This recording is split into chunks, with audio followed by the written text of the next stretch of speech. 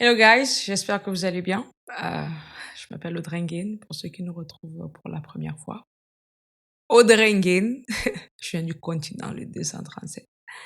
But seriously, je m'appelle Audrey et vous êtes les bienvenus sur mon podcast, entre guillemets, mon podcast, je pourrais dire le podcast de Jésus à travers moi. Et si tu es là pour la première fois, tu es le bienvenu. Et ce podcast n'a qu'un objectif, c'est te faire tomber amoureux de Jésus, mieux le connaître, marcher avec lui, développer une relation vivante avec lui.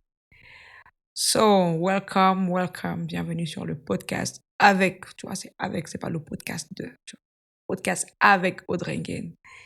Et voilà, just sit down, no pressure. On va juste, en vrai, on va juste partager un peu la parole de Dieu ensemble. Et puis tu peux me donner ton avis en commentaire, n'hésite pas. Ton ressenti aussi, n'hésite pas. Donc voilà, welcome. Alors cette semaine, je voudrais qu'on discute de pourquoi la souffrance dans la vie du croyant. Et je crois que j'ai dû mettre sur le thumbnail, sur la vignette, pourquoi est-ce que de mauvaises choses arrivent à de bonnes personnes. Et je crois que c'est une question que tout le monde se pose. Like, why do bad things happen to good people? Et c'est la question à laquelle je voudrais que nous répondions ensemble. On va faire comme d'habitude un voyage dans la parole de Dieu.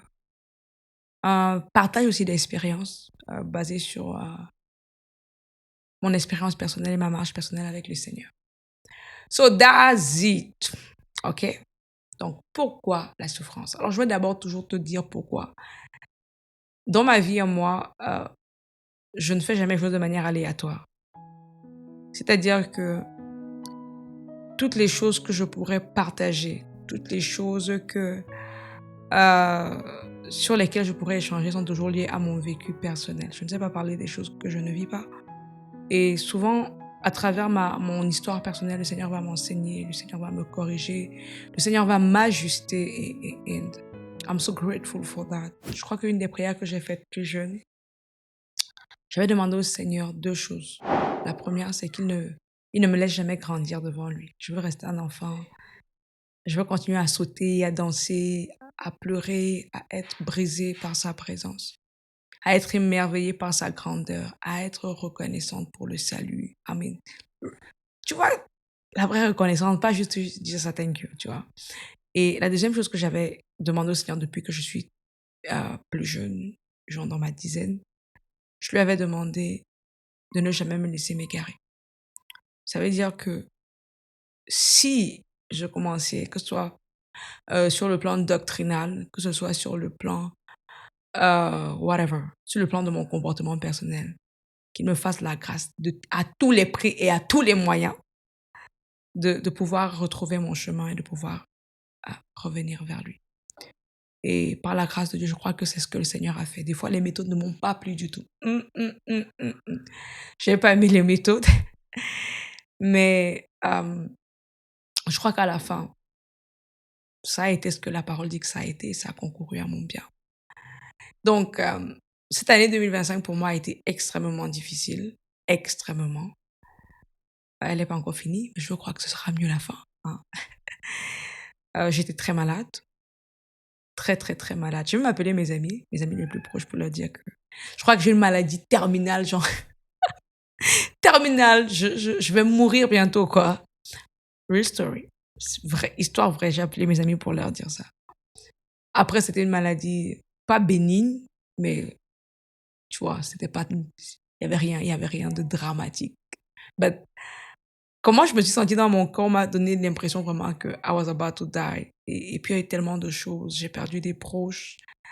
J'ai eu des proches qui ont été très, très, très, très malades aussi. Mon ministère a été attaqué. J'ai eu de grandes périodes de doute, d'incertitude. Je me suis sentie faible, découragée. Et je me suis demandé, forcément, je veux dire, comme tous les êtres humains normaux, dans de telles situations, de telles circonstances, tu te tournes vers Dieu et tu vas lui demander like, Lord, I was like, est-ce que j'ai péché? Je crois que l'une des pires choses qui me sont arrivées, c'est qu'à un moment, j'avais l'impression que Dieu était complètement silencieux. Like, where are you, God? In the midst of all this, oh God, where are you? Et j'avais juste l'impression que bah, Dieu, il n'était pas là. Tu vois, il parlait pas. En tout cas, je crois pas que c'était que Dieu ne parlait pas. Je crois que émotionnellement, j'étais tellement all over the place. J'étais dans tous les sens que je n'arrivais pas à discerner la voix et la volonté de Dieu. Et je crois que c'est peut-être il y a quelques mois que le Seigneur a commencé à m'éclaircir sur le pourquoi, du comment il avait permis et probablement permettra encore que des choses désagréables m'arrivent. Alors la première chose que je veux dire à ce sujet, c'est que le Seigneur ne nous a jamais promis une vie sans douleur. Si on vous prêche un évangile qui vous dit que parce que vous êtes venu au Seigneur Jésus, vous n'aurez jamais de problème, vous n'aurez jamais de défis, vous n'aurez jamais de problème d'argent, vous n'aurez jamais de problème. It's a lie. It's a lie. I'm telling you, it's a lie. Et on va aller dans les Écritures ensemble pour voir que c'est un gros mensonge. Alors, première portion des Écritures que je voudrais qu'on lise ensemble, c'est dans Jean chapitre 16, verset 33. OK? Voici ce que la parole de Dieu déclare. Je vous ai dit ces choses afin que vous ayez la paix en moi.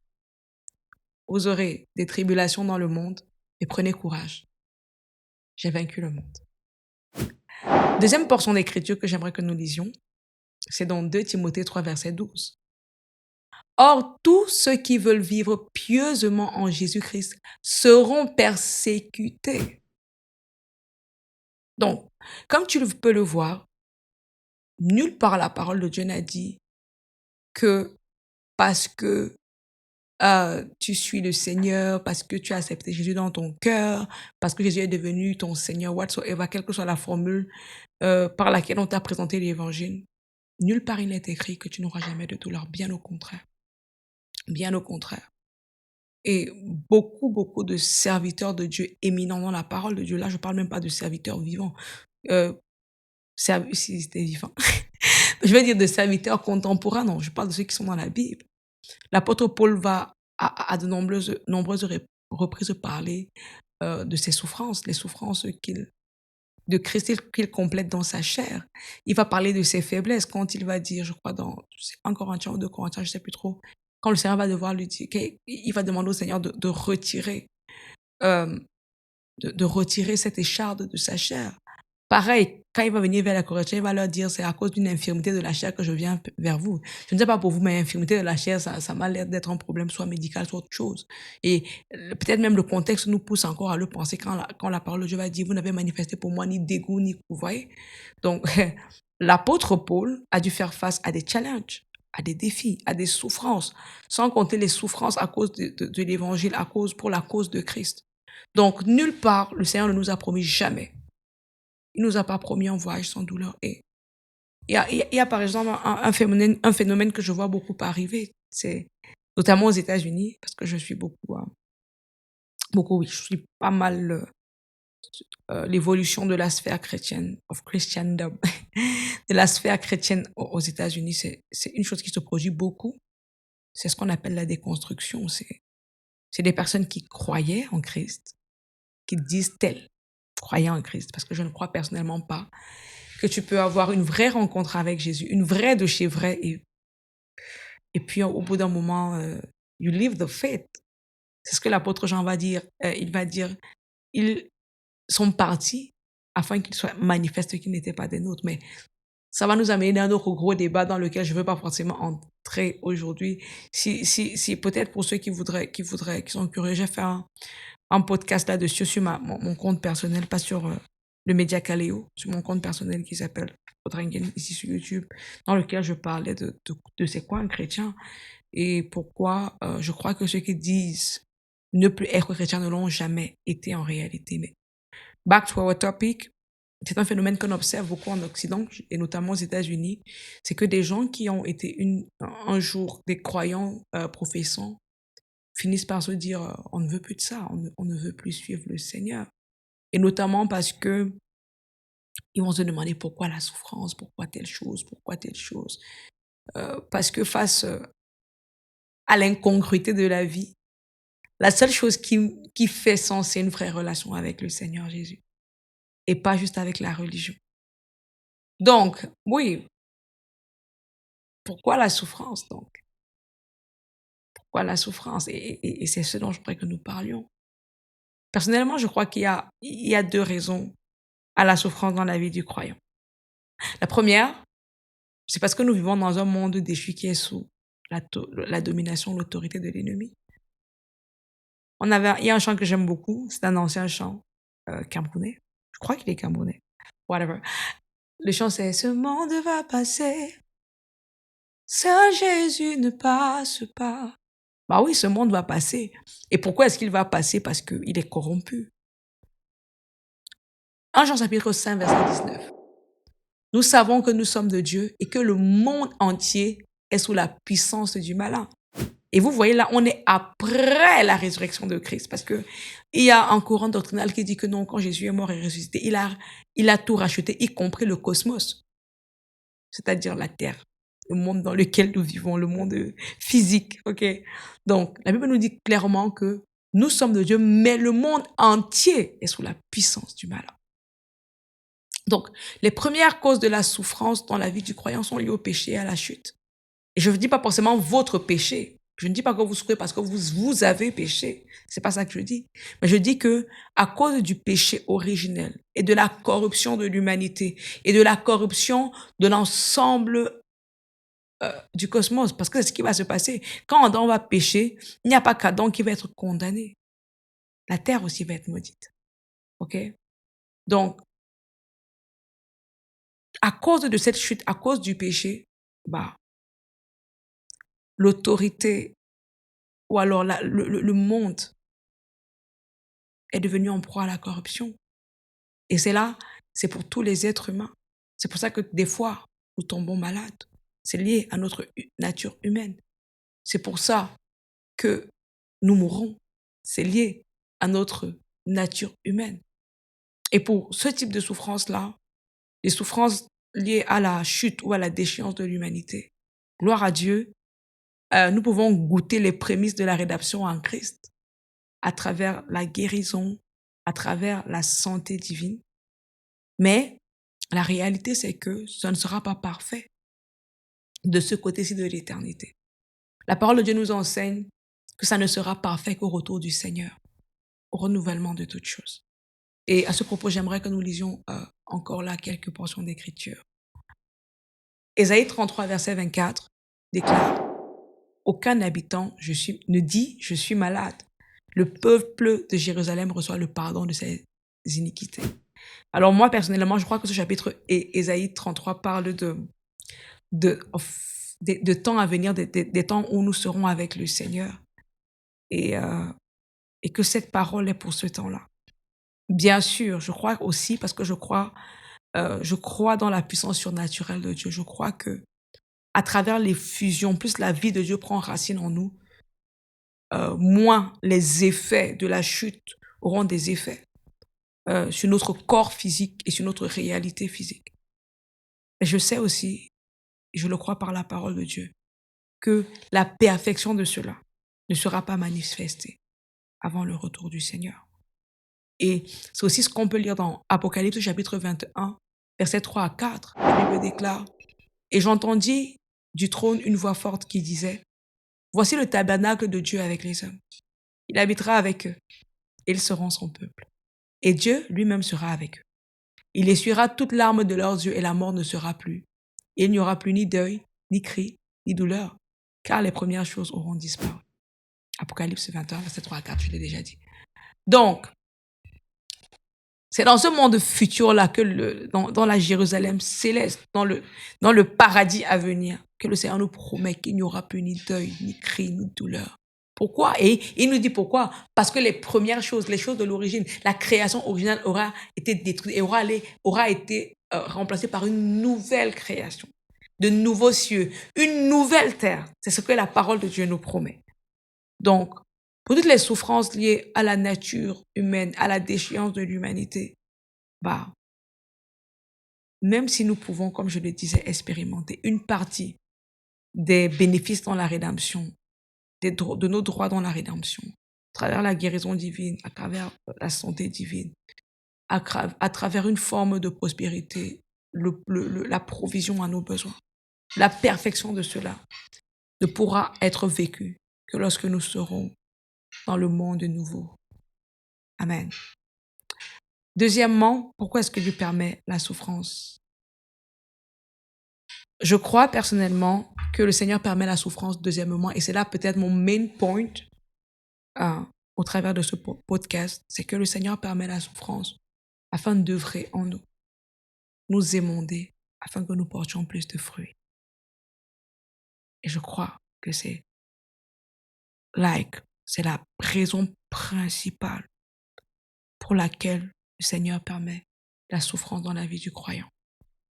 Alors nous allons lire ensemble une portion d'écriture que vous devez bien connaître. Jean chapitre 15, versets 1 à 2. La parole de Dieu déclare: Je suis le vrai cep et mon Père est le vigneron. Tout sarment qui est en moi et qui ne porte pas de fruits, il le retranche. Mais tout sarment qui porte le fruit, il les monte afin qu'il porte encore plus de fruits. Alors, le sarment qui ne porte pas de fruits est coupé, il est retranché. Mais celui qui porte du fruit, ça veut dire que ce n'est pas, on ne parle pas ici de quelqu'un qui vit dans le péché. Non, non, non. On parle de quelqu'un qui est déjà sur la route, qui a commencé le voyage avec le Seigneur, en qui le Seigneur a commencé à œuvrer et qui commence et qui porte déjà du fruit visible. Eh bien, le Seigneur va dire, cette branche-là, ce sarment-là, je vais l'émonder. Pourquoi? Afin qu'il porte plus de fruits. Alors, pourquoi les souffrances? Les souffrances sont un instrument de Dieu pour émonder ses enfants. Et je ne sais pas si tu as jamais été curieux de savoir ce que c'est que l'émondage. Moi, je savais déjà que l'émondage, c'est faire une taille, c'est faire une coupe. Mais par curiosité aussi, et aussi par souci du détail pour pouvoir me rapprocher le plus possible de ce qui est dit dans ce verset. J'ai fait quelques recherches et voici ce que j'ai trouvé. Alors, l'émondage consiste à couper les branches latérales et des pousses d'un arbre, souvent de manière radicale, pour des raisons de sécurité ou pour dégager de l'espace. Donc, l'émondage a pour objectif la sécurité, mais aussi pour créer de l'espace. Cette technique se concentre sur l'élimination des branches mortes, malades ou encombrantes. Dans l'émondage, on va couper les branches mortes. On va couper les branches malades ou celles qui prennent trop de place, celles qui encombrent. Donc, c'est cela l'émondage. Donc, quand le Seigneur dit il émonde la branche, le sarment qui porte du fruit, il est en train de dire il coupe tout ce qui est encombrant. Il coupe ce qui est mort. Et on parle pas là d'une chose agréable, c'est désagréable. I mean, I don't know, I'm not a tree. C'est vrai que la Bible dit que nous sommes des arbres, ok? Pas que nous sommes des arbres, mais que la Bible utilise souvent la métaphore des arbres pour parler de nous. Ok, that's better, pour parler des hommes. Mais, I don't know, I'm not a tree. Mais je pense que ça fait quand même mal si on te coupe. I mean, even as a human being, même en tant qu'être humain, quand tu te blesses, tu te fais une entaille parce que tu faisais la cuisine ou je sais pas moi quoi. It's painful. This thing is painful. Ça fait mal. Mais le Seigneur dit quoi? C'est pas quelqu'un d'autre. C'est pas le diable. C'est pas le diable, frère. C'est pas le diable. Cette chose par laquelle tu passes, ce n'est pas le diable. Si tu es un enfant de Dieu, l'ennemi n'a aucun droit légal. Aucun droit. Toute attaque de l'ennemi dans ta vie est une illégalité. Il n'a aucun droit.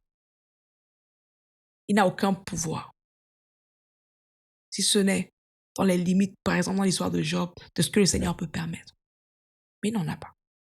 le pouvoir, l'autorité suprême dans la vie d'un croyant, c'est le Seigneur Jésus lui-même. Donc, ce n'est pas le diable, c'est le Seigneur lui-même qui vient émonter, il vient tailler. Et pourquoi? Pour que tu puisses porter plus de fruits. Alors, les épreuves, les oppositions, les challenges sont les instruments de Dieu pour nous permettre de porter plus de fruits. Et ce, pour plusieurs raisons. Parce que, pourquoi est-ce que le Seigneur a besoin de nous émonder? Quelqu'un pourrait demander, mais il ne peut pas me dire. Seigneur, si tu me dis ne fais pas, je ne veux pas faire. Si tu me dis, Seigneur, enlève ça, je vais enlever. Pourquoi est-ce que tu dois me faire passer par autant de stress, autant de whatever? Why? Why, Lord? Why, Lord? Why, Lord? Why, Lord? Why, Lord? Tu vois? Eh bien, moi, j'ai posé la question au Seigneur récemment, comme je te le disais. Et comme je disais, 2025, c'était chaud, man. Je disais que si on me demande, peut-être 2025, c'est le type d'année qu'il ne faut jamais répéter dans ma vie. But I don't know, maybe tomorrow I will say that, Lord, repeat it again because of what, à cause de ce que c'est en train de faire en moi, en fait. À cause de ce que c'est en train de faire en moi. But anyway, long story short, j'ai demandé au Seigneur et en début d'année, je disais à tout le monde ma prière, c'était quoi ta prière, c'était quoi ta prière, c'était quoi ta... Je récitais ça partout, quoi. And I was like, ma prière pour cette année, Seigneur, c'est que je veux te connaître et t'aimer davantage. Et c'était ça la réponse du Seigneur. Le Seigneur m'a demandé, et quand j'ai demandé au Seigneur, Seigneur, pourquoi est-ce que tu as permis que je sois aussi difficile pour moi? Et la pensée qui m'est montée à cœur, je crois que c'était le Seigneur. C'était parce que tu as dit que tu voulais me connaître. Et je permets tout ça afin que tu me connaisses. Il y a une manière dont Dieu se révèle dans l'épreuve dont il ne se révèle en aucune façon ailleurs. Et c'est ce qui va se passer avec Job. Au début du récit de l'histoire de Job, parce que c'est ce qui se passe avec moi. Quand le Seigneur, quand j'ai l'impression, quand je peux percevoir la voix intérieure du Seigneur, généralement, je sais que c'est le Seigneur parce qu'il va toujours me ramener aux Écritures. Toujours. Toujours et toujours. Il va toujours me dire, Dieu ne me parle jamais sans me renvoyer aux Écritures. Et s'il me parle tout de suite et que je sais que c'est lui et que je n'ai pas encore d'appui scripturel, ça viendra. Mais I can always connect the voice of God. Je peux toujours connecter la voix de Dieu dans ma vie à sa parole écrite. Et je crois que c'est très important comme garde-fou pour nous assurer que c'est un peu une autre voix qui nous parle. Et c'est l'histoire de Job qui est venue dans mon cœur. Il m'a dit, au début de l'histoire de Job, Job est en mode, je suis saint. Oui, j'ai tout fait correct. Dieu me punit injustement, Dieu me traite injustement, etc. Et à la fin du récit, Job est devenu humble. Et il va dire à Dieu, mon oreille avait entendu parler de toi, maintenant mes yeux t'ont vu. Donc il a rencontré Dieu dans une dimension dans laquelle il ne le connaissait pas jusqu'ici. Et c'est la même chose qui va se passer pour Jésus. Jésus, avant de commencer son ministère physique, et il était Dieu, il va devoir aller dans le désert. Jean-Baptiste, il va passer pratiquement toute sa vie dans le désert. Quand Dieu permet que nous passions par un désert, une côte, c'est souvent le lieu pour que nous le rencontrions. Mais pourquoi est-ce que Dieu doit passer par là? Il pourrait nous dire, il pourrait nous expliquer, il pourrait nous enseigner. Et voici ce que je crois personnellement de ce que je crois que le Seigneur a m'enseigné cette année. Mais je crois qu'il est encore en train de m'enseigner. Et peut-être m'enseignera davantage. Je parlais avec une amie il y a quelques temps et je lui disais que j'ai fini par comprendre que la vie est un combat. We might have to. On risque de devoir avancer comme ça jusqu'au retour du Seigneur. Mais c'est cela. Les épreuves nous permettent de connaître le Seigneur. Alors pourquoi? Premièrement, parce que nous sommes charnels. Je sais pas si tu es au courant, mais t'es un mec charnel, t'es une meuf charnelle, mais de ouf! Ça veut dire que nous sommes naturellement tournés vers la satisfaction de nos instincts plutôt que vers l'accomplissement du but de Dieu. Et je vous ai partagé cette question, je crois, la semaine dernière, que Raïna m'avait posée un jour. Elle m'avait demandé si nous savons que la volonté de Dieu est bonne pour nous. Pourquoi nous ne la pratiquons pas? Et c'est à cause de la chair, la réalité de la chair. Par exemple, tu sais que tu dois prier, mais tu pries pas. Pourquoi? La chair. You know that. Tu sais que si tu es constamment exposé à la parole de Dieu, tu la lis, tu la médites, tu sais que tu vas grandir. Tu sais. Mais pourquoi tu le fais pas? Parce que tu es charnel, parce que je suis charnel. Donc, notre chair, naturellement, même quand elle le sait intellectuellement, n'est pas prédisposée à obéir à Dieu.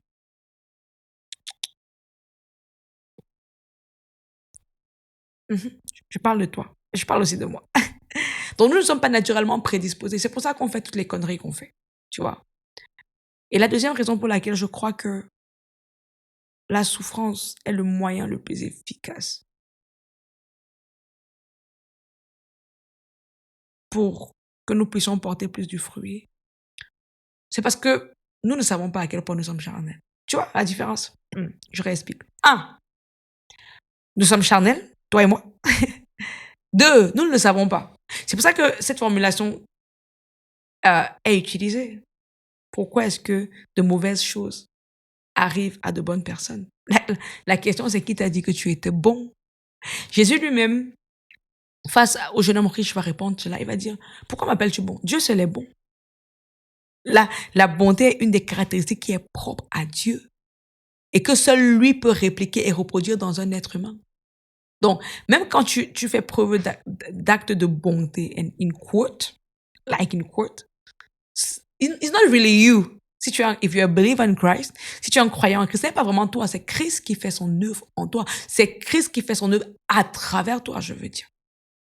Parce que toi, c'est ce que l'apôtre Paul va expliquer dans Romains chapitre 7. Toi et moi, nous sommes vendus au péché. Qui nous délivrera de ce corps de mort. Gloire soit rendue à Jésus-Christ. Donc, par nous-mêmes, nous ne sommes pas capables de concevoir la moindre bonne chose. Mais nous sommes des vases de terre que Christ remplit de sa vie. C'est pour ça que c'est ce qu'il va dire dans Jean chapitre 15. Il dit, pour que le sarment porte du fruit, il doit rester attaché à la racine. Nous devons rester attachés au Seigneur, dépendants de lui pour porter du fruit. Alors, je crois que nous ne savons pas à quel point nous sommes charnels. J'ai eu une période de trouble récemment et j'écrivais à mon pasteur en lui disant que le Seigneur m'a révélé mon cœur, ma méchanceté. Mais d'où j'ai toujours cru que j'avais la foi. But I've discovered that I have a little faith. Et ça m'a mis dans une position de plus grande dépendance vis-à-vis de Dieu. J'ai réalisé à quel point j'ai besoin de Jésus. J'ai besoin de Jésus pour tous les jours, tout le temps. Et je le disais, je me répands beaucoup ces derniers temps. Parce que, je réalise à quel point j'ai besoin de Jésus, à quel point par moi-même, mes propres efforts, je ne pourrais jamais atteindre quoi que ce soit, accomplir quoi que ce soit de bien. Jamais. La troisième raison pour laquelle je crois que le Seigneur emploie les challenges, les épreuves, la souffrance. La souffrance. Pour nous émonder, pour nous faire porter plus du fruit. C'est tout simplement parce que il veut nous utiliser. Mais pour qu'il puisse nous utiliser, je l'ai dit tout à l'heure, il faut que nous soyons vidés de nous-mêmes. La Bible dit dans 1 Corinthiens chapitre 15, verset 50 que la chair et le sang ne peuvent pas hériter l'incorruptibilité, ne peuvent pas hériter la divinité. C'est pour ça que pour que la divinité soit manifestée, il est nécessaire, Colossiens chapitre 3, 1 à 3, que l'humanité meure. Si la divinité doit être manifestée, il est nécessaire que l'humanité disparaisse, que l'humanité meure. Et je crois que c'est ce que le Seigneur fait par la souffrance. Il y a quelques semaines, je priais et j'ai pu entendre une voix du Seigneur qui me disait « I'm trying to bend you ». You asked me to bend you. Vous connaissez cette prière c'est qui? Evans Robert? Oui. Bend me, Lord. And I made that prayer several times with tears. J'ai fait cette prière plusieurs fois en larmes, like Seigneur, courbe-moi. Et je crois que I'm trying to bend you. Tout ce que j'ai permis, le pressoir, la fournaise, le feu, OK? C'est parce que j'essaye de te couper. And yeah, parce que Dieu n'utilise pas ce qu'il n'a pas sanctifié. Sanctifié ne veut pas seulement dire purifier. Sanctifié veut dire mettre à part, consacrer, mettre à part. Et s'il ne t'a pas mis à part, isolé des hommes, vidé de toi-même, de sorte que tu lui attribues totalement la gloire de ce qu'il aura fait, eh bien, il ne peut pas t'utiliser. Il ne peut pas t'utiliser. Et c'est pourquoi, comme avec l'or, il va te faire passer par le creuset de l'épreuve. Mais c'est pas pour te détruire. C'est pas pour nous détruire. Et je crois que je reviendrai regarder ce podcast lors de ma prochaine épreuve. C'est pas pour nous détruire. Romains chapitre 8, verset 28, tu dois le connaître. Nous savons du reste que toute chose concourt au bien de ceux qui aiment Dieu. Et je voudrais finir par là. Oui, nous aurons des tribulations, mais le Seigneur nous a promis que nous aurons également sa paix. Et à la fin, we win. Et c'est ça que je veux te dire. Si tu es vraiment un enfant de Dieu, si tu marches sur le chemin qu'il a prescrit pour toi, si tu marches dans l'obéissance, eh bien, à la fin, ça concourt à ton bien. Tu connais l'histoire de Joseph, c'était pas agréable tout ce par quoi il a passé. Mais, à la fin, ça concourt pour son bien. Je t'ai parlé de l'histoire de Job. We win, guys. Pourquoi? Parce que Christ a déjà remporté la victoire et nous l'a donnée. C'est pour ça que dans Romains chapitre 8, je crois les versets qui précèdent, il va dire, nous sommes plus que vainqueurs. OK, ou qui suivent. Probablement qui suivent. Nous sommes plus que vainqueurs par celui qui nous a aimés. Dans toutes ces choses, nous sommes plus que vainqueurs.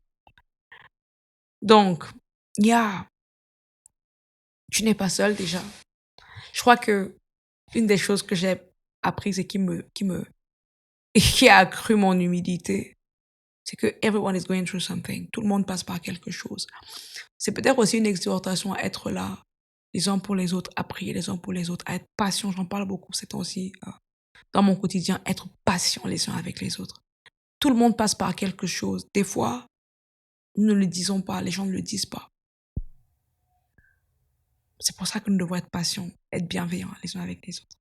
Le temps que, they go through the process, que chacun d'entre nous passe par son propre processus de raffinage. Okay. So, if I've said this, je crois que j'ai dit l'essentiel. Je prie que là où il y a eu des manques, là où il y a eu des incompréhensions, que le Seigneur éclaire vous et moi, ça y davantage. Il y a ce verset de Hébreux chapitre 5 que j'ai pas mis, mais que je vais citer là de mémoire. Il dit, le Fils a appris, le Fils Jésus, a appris l'obéissance par les choses qu'il a souffertes. Et c'est la dernière chose que je vais dire. Pour résumer tout ce que nous avons partagé. La souffrance que le Seigneur permet dans ta vie, ce n'est pas pour te détruire. C'est pour te façonner. C'est pour te rendre utilisable et utile au royaume. C'est pour que tu puisses porter plus de lui. C'est pour qu'il puisse se glorifier à travers toi. Je te dis à la semaine prochaine. D'ici là, porte-toi bien. Que Dieu te bénisse.